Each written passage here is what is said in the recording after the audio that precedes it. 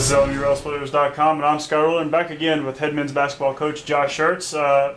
Here again for our weekly report, Coach. And let's look back at last night's result. You go over to Tusculum, come away with an 88-69 victory. I think for you it must have been probably a story of two halves. The first half you probably weren't too happy with, gave up a lot of easy buckets. They shot 53%.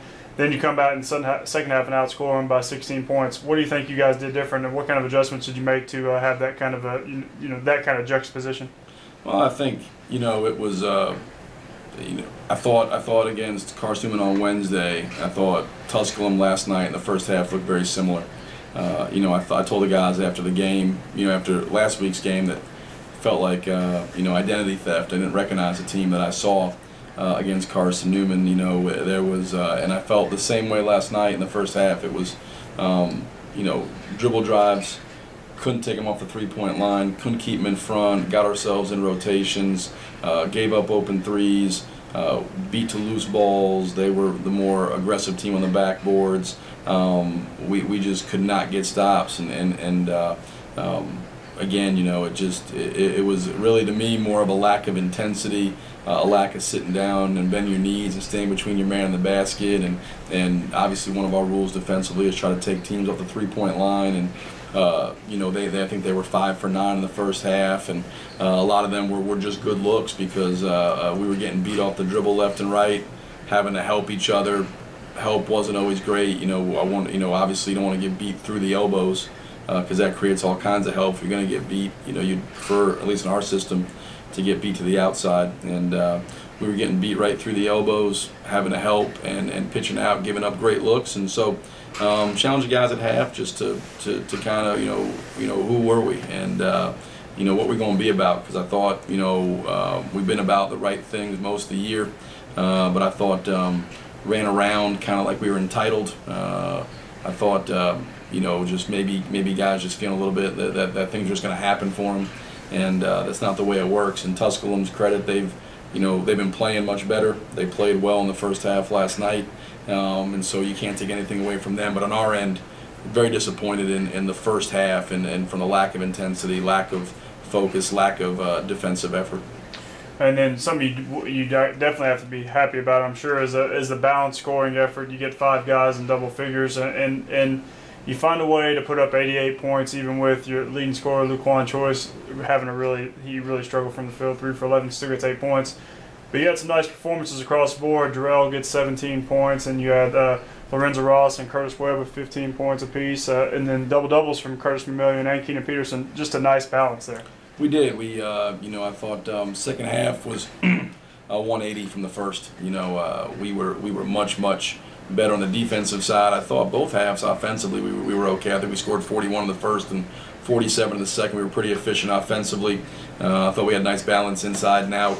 Like you said, KP and Curtis McMillian did a really nice job for us. KP was, I thought, the only guy in the first half that guarded it all.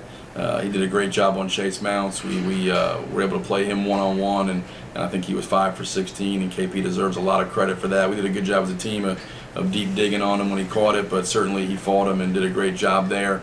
Lou struggled. That's going to happen. But I thought, the balance and depth of the team kind of was able to carry the way, and that's the way it's been most of the year. Certainly we've had games where guys have had great games, but on a consistent basis, it's been the balance of the team, and I thought we did a good job of moving the ball, moving the floor, spacing them, trying to get they're huge, obviously, with Mounts and Schoen inside. We tried to certainly spread the floor, put them in pick and roll, take them away from the basket, and wear them out. In terms of making them come out and hedge ball screens or constantly moving the ball, moving the floor, and trying to create driving angles. I thought we got the ball to the rim pretty well, put some pressure on the basket, and we made some timely threes, particularly Jarrell. But Curtis Webb was fantastic. He was at the rim pretty consistently. Jarrell as well. Lorenzo was in the lane as well, and so it was a good, from an offensive standpoint. I thought we did some good things, put some pressure on him, moved the ball again, moved the floor, and got the ball to the rim, put some pressure on the basket, both off the bounce and off the catch.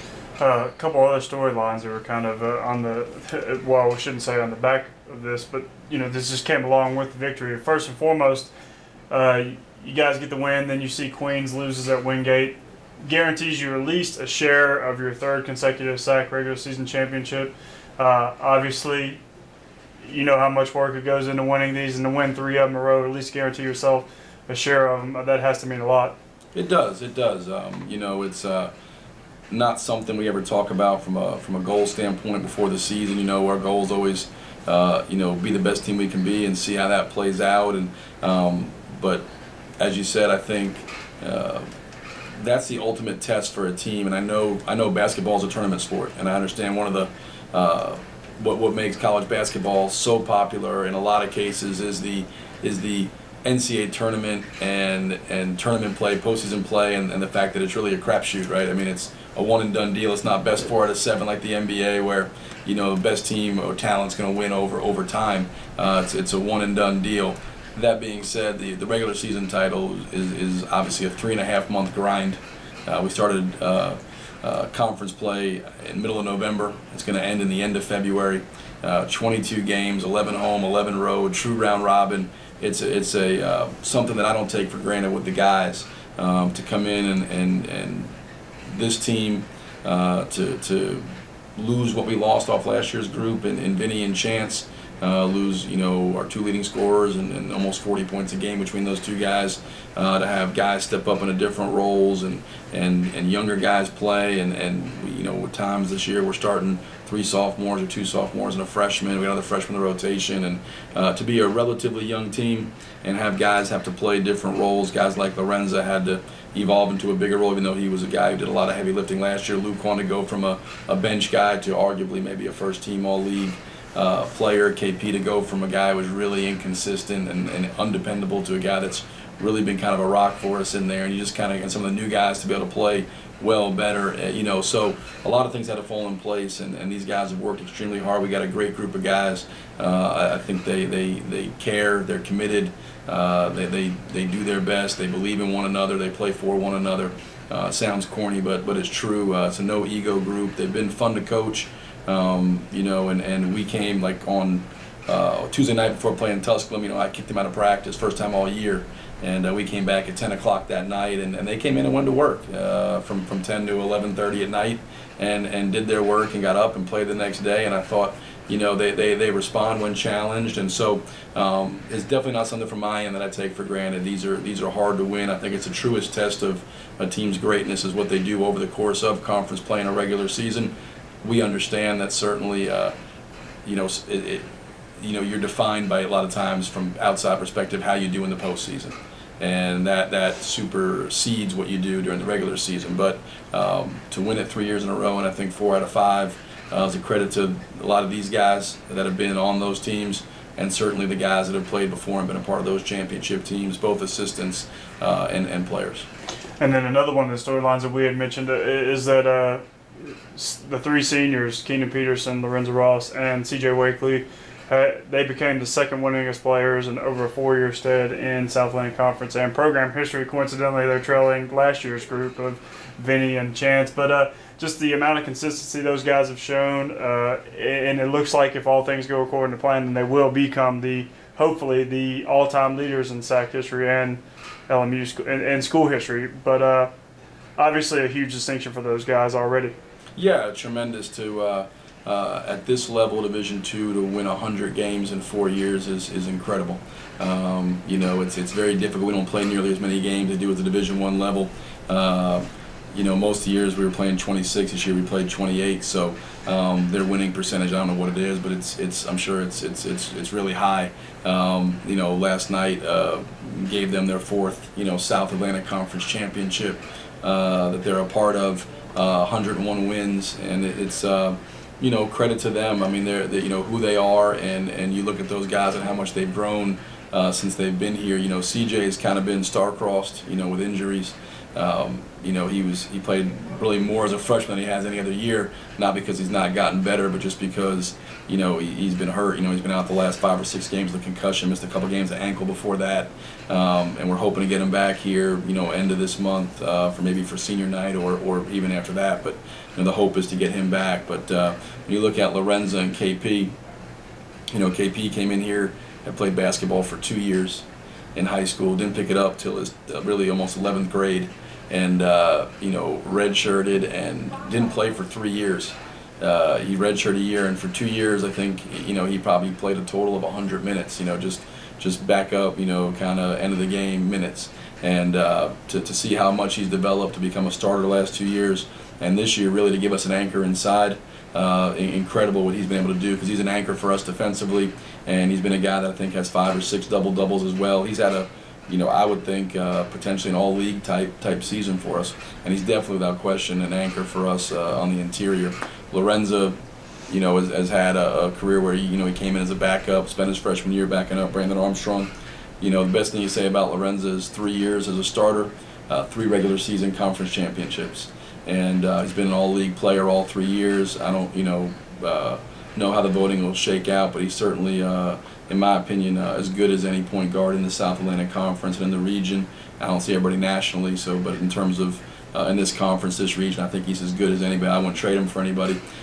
He does a lot of the heavy lifting. He makes our guys better. His ability to get in the lane and find guys, his ability to play with pace, his ability to just really kind of draw crowds, and he really does a lot. Again, a lot of the heavy lifting for us on the offensive side of the ball. Everything we do on offense starts with him, and I do think, and I'll finish it with this, I do think to be really good, you got to have an anchor on the interior, and you got to have an anchor at the point. I think those are the 2 positions you got to be really, really good at to be an elite team. You got to have, anchors in those 2 positions. With KP, with Lorenzo, and the success we've had, you can certainly. It's a team effort, but those guys have had a huge part in what we've been able to accomplish this season. And now let's look forward a little bit. Obviously, you can take sole possession and clinch outright South Atlantic Conference Championship in your next game, or any of the 4 after that. But you want to go ahead and knock that out in the first chance you get. Lenore Ryan coming to town, a team that's really struggled the last few weeks. They've lost, I think it's 7 of their last 8 games, or 6 of their last 7 games, excuse me. Just really struggled, but they always play teams close. It seems like it's always it was a battle. When we played them there, we ended up coming away with a 12-point victory, but that was a lot closer game throughout most of the contest. Yeah, it was. I went back and watched it this morning, and it was a 3-point game at the Under 4 media with like 3.5 minutes to go, and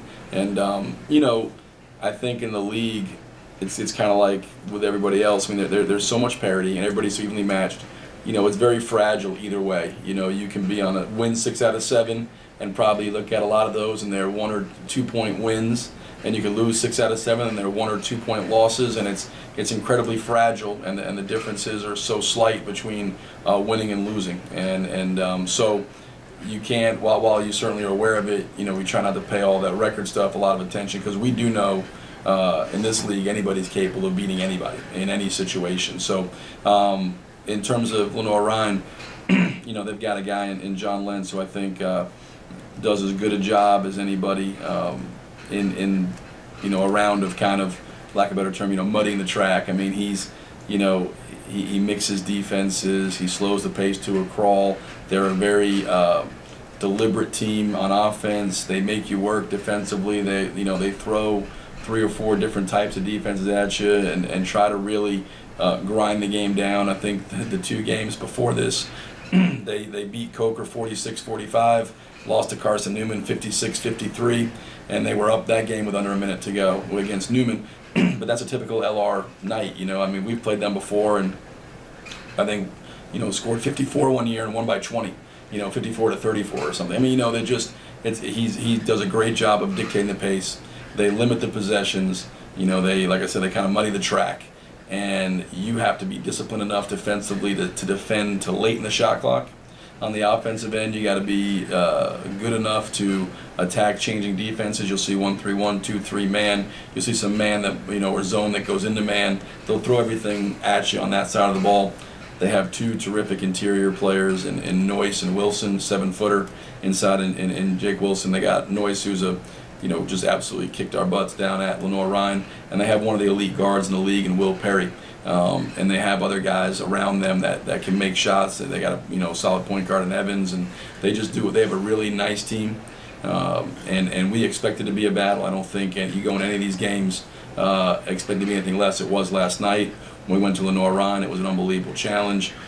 I think coming in here, in terms of the conference and all that thing, this is, one time in life where sharing is not good. You want to, certainly if you don't have to, win it outright. And for our standpoint, even greater than that is, continue to get better. You want to be playing your best as you get to the end of this month, into March, into the postseason. There's still a lot for us to improve from an execution standpoint on both sides of the ball. Everything can get a lot better than where it is right now. So that's got to be the focus. And I think if that's the focus, then hopefully we'll perform well enough to earn some of those things, whether it be an outright SAC championship or an NCAA tournament at large bid or a seed in the NCAA tournament that's high, whatever the case may be. We can earn all that through performance, but we got to continue to improve to have a chance to do any of those things. Well, Coach, it's the second to last home game of the regular season schedule, and we wish you the best of luck. Appreciate it, Scotty.